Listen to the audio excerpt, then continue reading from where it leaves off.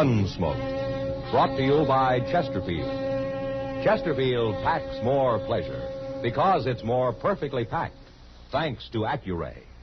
They satisfy the most. Around Dodge City and in the territory on West, there's just one way to handle the killers and the spoilers, and that's with a U.S. Marshal and the smell of Gunsmoke.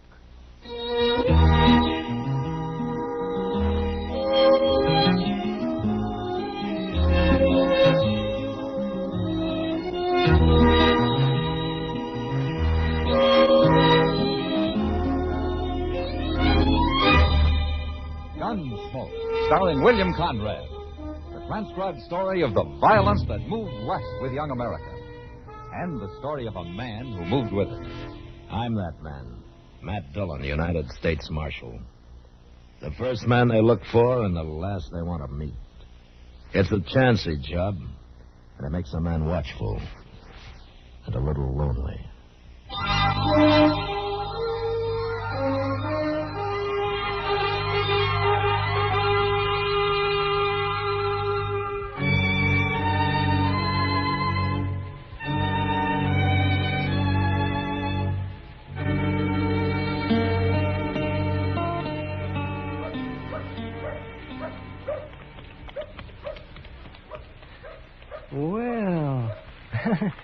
Well, for heaven's sake. Matt. Yeah, what, Doc? Look at that coming. It's a Surrey. What? A 4-passenger Surrey.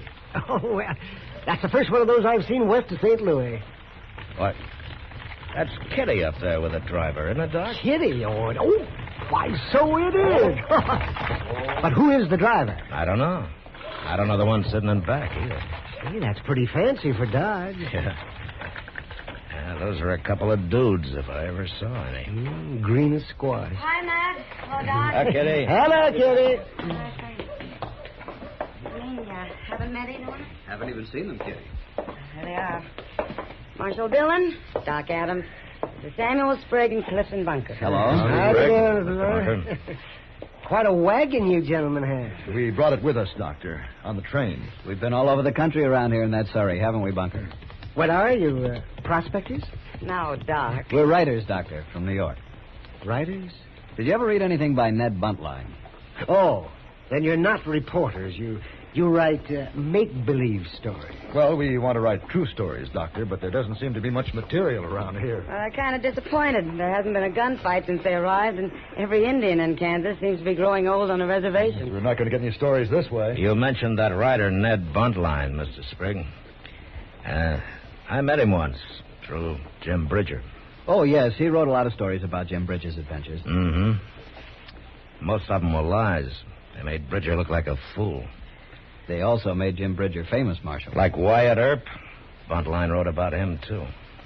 Anything wrong with being famous? I guess it depends how you get that way, Mr. Sprague. Yeah, go stir 'em up some Indians, Matt. A few massacred families out here would... Oh, that'd make nice reading in New York. Yeah. Let's go get a drink, Kitty. You two go ahead. I'll join you. All right. Good day, gentlemen. Gentlemen. Well, you were a great help. What do you care about them, Kitty? I don't think a series of stories in the New York papers would hurt Dodge any, do you? Oh, she's thinking of business, Matt. I keep forgetting she's half owner of the Long Branch now. So that's it, huh? Of course it is. Don't want anybody killed, but you might at least be polite to them. Haven't got time, Kitty. What? I got to ride up to Hayes City tomorrow. May not be back for a week. Good. You want to come along? Huh.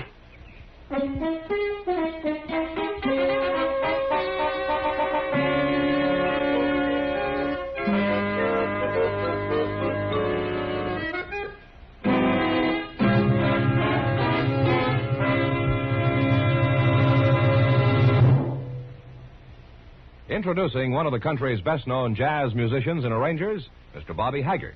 How about whistling along with him?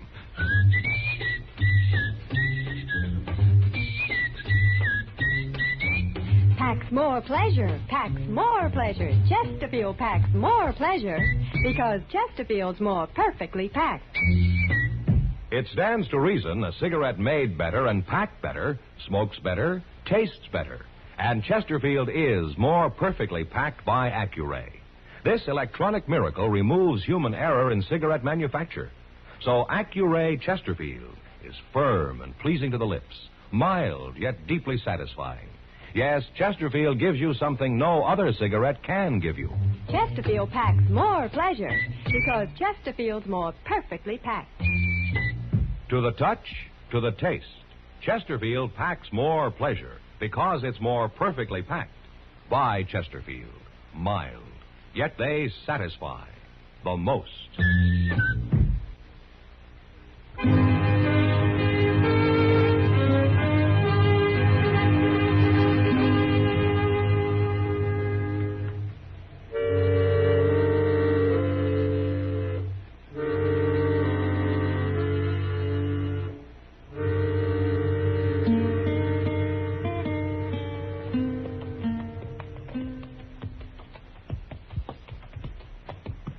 Look, that's cavalry up ahead there, Mr. Dillon. Yeah. Pretty sloppy looking, ain't they? Half of them ain't even setting their saddles straight. Uh-huh. Yeah, not that I blame them none. Riding them terrible McClellan saddles. I think they've been hit, Chester. They must have had a fight. Hey, by golly, I think you're right. Let's pull up. Some of them boys is wounded. And look there. A couple of them tied across their saddles. They're dead. I think I know that lieutenant, Chester. Yeah, it's Lieutenant Bain. What in the world do you suppose has happened? Company! Company! Up!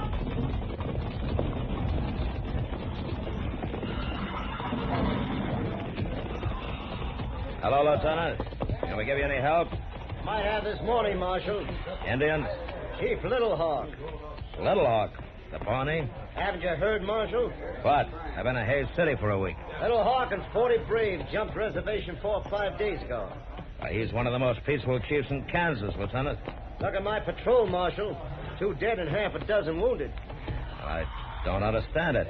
Neither does anybody else. They wiped out a family over on Walnut Creek yesterday, and he hit us this morning. You're the only cavalry in the field? Yeah. Funny thing, we picked up Little Hawk's trail right here, Marshal. Right out of that grove of trees. Huh? It's a Pawnee burying ground. Guess they stopped there to make medicine or something. Well, see you at the dance, Marshal. Yeah, Lieutenant. I'm sorry it happened. Yeah, so am I. Company! Company! Forward! Forward! Forward!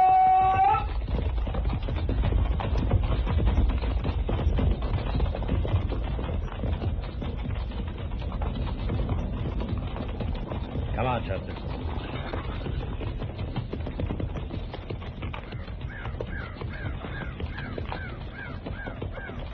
Them poor devils, they really got it, didn't they? Well, they're not far from Fort Dodge now. Where are we going? To look at this Pawnee graveyard? Not exactly a graveyard, Chester. Well, what is it then? You'll see.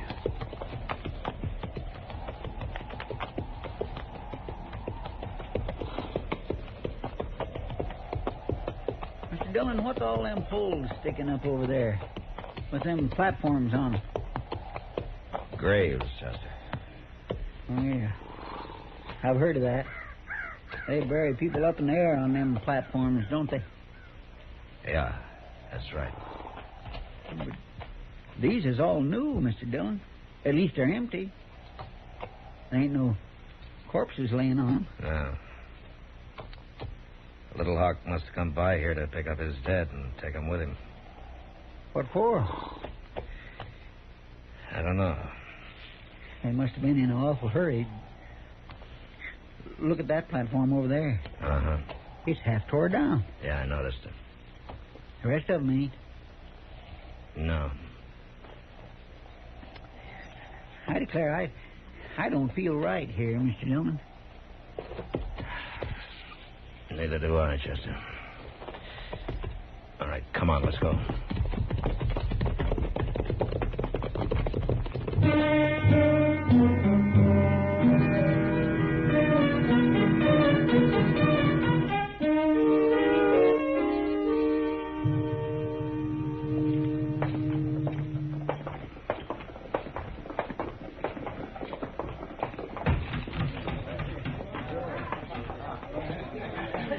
about the first drinks, Mr. Dillon? All right, Chester. I swear my throat's solid alkali. Yes, no, Kitty. Yeah, she wants you, Mr. Dillon. I'll join you at the bar, Chester. All right, sir. Say, Alvin. How long have you been back, Matt? Since noon, Kitty. I had a lot of business at the bank. Oh? Well, not personal business, you understand. Matt, you remember Spriggan Bunker? No. Are those dudes still in town? Matt, they want to talk to you. Now, Kitty, their stories aren't going to put Dodge on the map. It's already there. Texas cattle did it, not New York writers. Please, Matt, I'm asking you. Well, if you're going to turn female on me. You forget I'm part owner of this place now. I can have you thrown out. Yeah? Well, I'd sure be talking to those two. Oh, right there, Matt, at that table. You see him? No. Well, then walk around a while. You'll find him. I'm going to talk to Chester.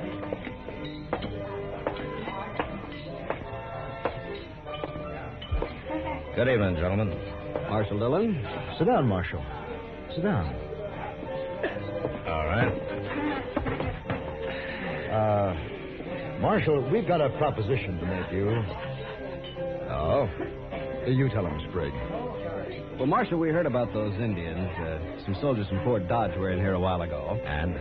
We want to find them. What are you talking about, Sprigg?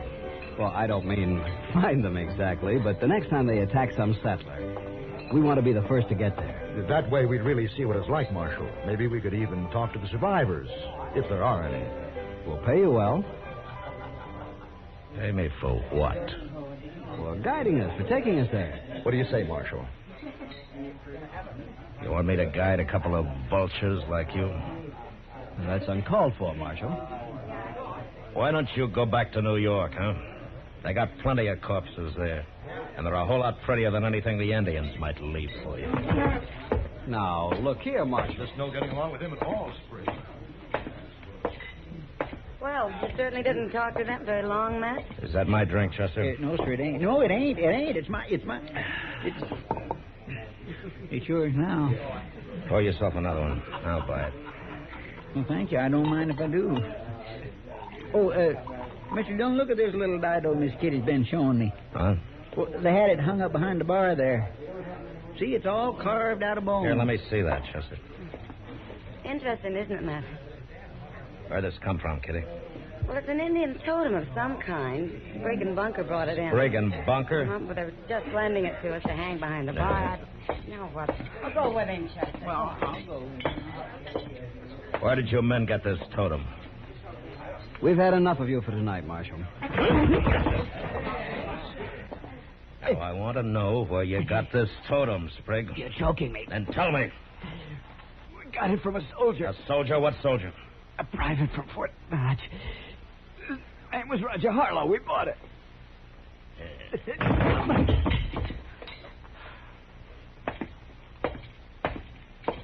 What is it, Mr. Dillon? Chester, we're riding out to Fort Dodge in the morning. And time to wake up Major Honeyman.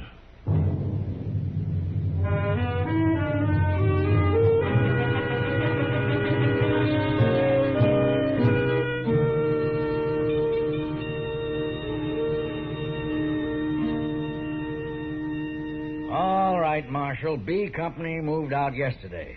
My judgment of the situation is that they'll make almost immediate contact. I see, Major. But I don't like your insinuation that the cavalry is responsible for Little Hawk jumping reservation.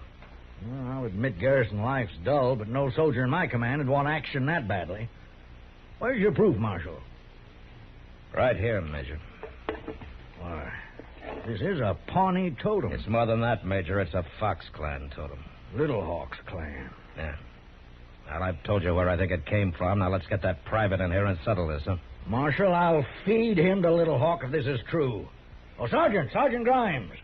Oh, what'd you say his name is? Harlow. Roger Harlow. Yes, Major? Now, Sergeant, you pride yourself on knowing every man at Fort Dodge.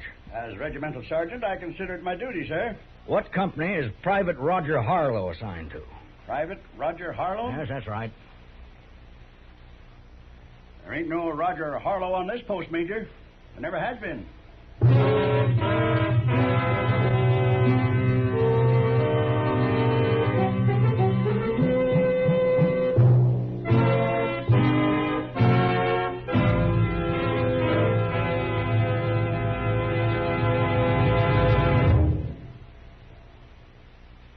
are you listening to Gunsmoke? In your kitchen? Getting ready for Sunday supper? Maybe in your living room, relaxing? Or out driving? Say, be sure and watch the road. But remember, there's pleasure ahead when you smoke Chesterfield. When you satisfy yourself with Chesterfield's better taste and mildness. It stands to reason. A cigarette made better and packed better, smokes better, tastes better. And Chesterfield is more perfectly packed by Accuray. This electronic miracle removes human error in cigarette manufacture. So Accuray Chesterfield is firm and pleasing to the lips, mild, yet deeply satisfying. Yes, Chesterfield gives you something no other cigarette can give you. Chesterfield packs more pleasure because Chesterfield's more perfectly packed. To the touch, to the taste, Chesterfield packs more pleasure because it's more perfectly packed. By Chesterfield. Mild, yet they satisfy the most.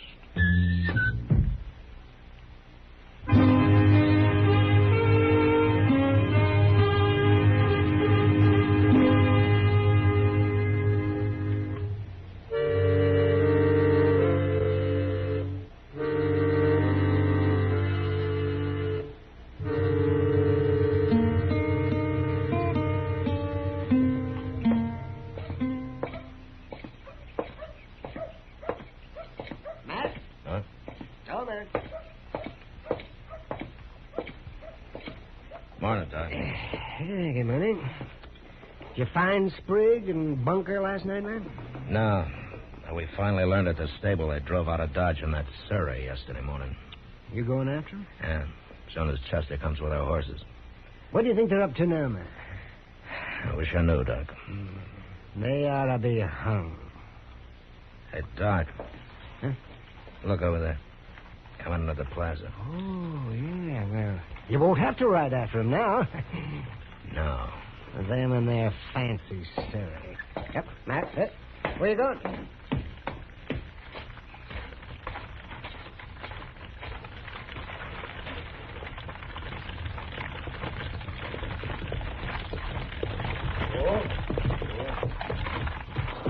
Hello, Marshal. Get on, Bunker. You too, Sprigg. Now. Well, all right. We saw it, Marshal. We saw practically all of it. It was exciting. And with no help from you either. Oh, it was magnificent. The cavalry really got their own back this time. What are you talking about, Bunker? The Indians. The cavalry practically wiped them out. What? Yesterday, Marshal, just before dark. We were driving along the Arkansas and heard all that gunfire and commotion up ahead. And we got there just in time to see what few Indians were left running for their lives. They killed all but half a dozen of them, and they got that Chief Little Hawk, too. You saw this, huh? Oh, now, Marshal, we wouldn't be making it up, would we? And I might add that it's about time we saw something around here. You know, Sprigg, I was talking to Doc Adams over there when you drove in. You know what he'd like to see? No? He'd like to see you and Bunker hung. What? And so would I. What's the matter with you, Marshal? Why did you tell me a soldier gave you that totem? Oh, you found out. Why did you lie about it? Because you were choking me and because I didn't know what you'd do next. Or why. Why? You men robbed a Pawnee grave. You stole a totem of Little Hawk's clan. Well, that's all we took. Who cares about a savage idol anyway? Little Hawk did. He went on the warpath. Oh, nonsense, Marshal. Over a fool thing like that? Marshal, you're not standing up for a bloodthirsty redskin, are you? I knew Little Hawk, Sprigg. He was a good chief. He was a brave man and a peaceful one. Till you shamed him. Well, he's not shamed now, Marshal. He's a good Indian.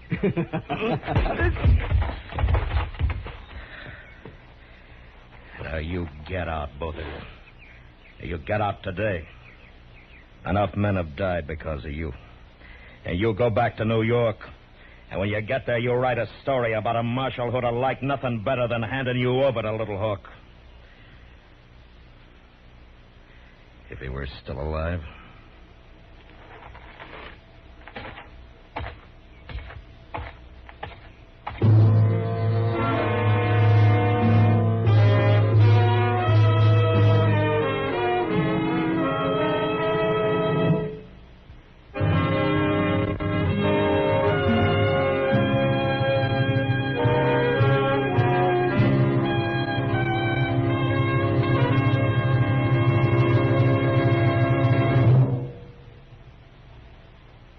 Now with our star, William Conrad.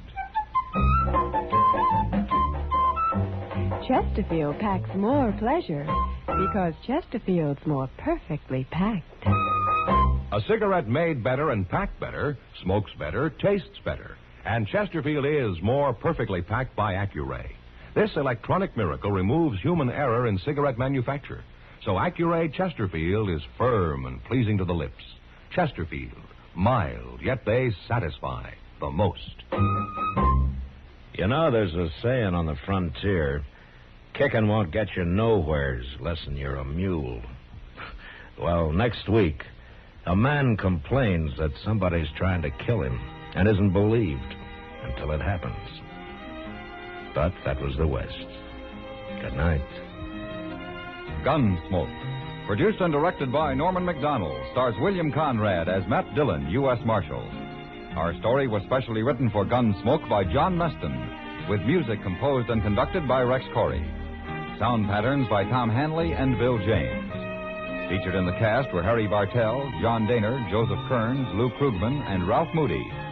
Parley Baer is Chester, Howard McNear is Doc, and Georgia Ellis is Kitty.